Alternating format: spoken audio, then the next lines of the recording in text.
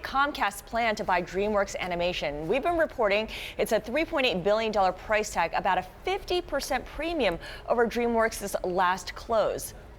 Let's bring in Bloomberg News deals reporter Alex Sherman.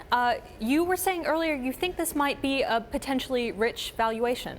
No question that this is a rich valuation, and I think it's a little bit of a surprise that Comcast is the one that's eventually doing this, in part because, I mean, DreamWorks Animation has been for sale for years, and part of what bankers and advisors and people in the industry have told me for years is that Jeffrey Katzenberg didn't want to give up the business, that he wanted to run any company post-sale. And of course, he is giving up control of this business by selling it to Comcast. He is going to stay with the company, at least that's what the press release today said. We'll see what happens over the next year or so.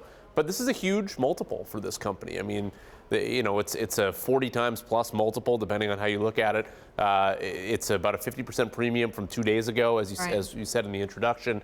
And this is a company that's very hit or miss, like all entertainment companies. Sometimes they come up with big hits, sometimes they come up with failures. Right. One thing I think that makes it appealing to Comcast is the theme park connection. Yes, Kung Fu Panda and Shrek are now going to be at Universal Studios. Exactly, and they also make, How to Train Your Dragon, and there's various different sequels that can go along with these things. So yeah, it's very easy to figure, okay, we can build these different rides. Comcast and Universal have done a great job with Harry Potter doing that, so there's a very clear tie-in between kids' movies and theme parks that I imagine Comcast was, this was appealing to Comcast. But Comcast already has kind of an animation studio through Illumination, right? And they make Minions and correct. Who's in the Minions guy?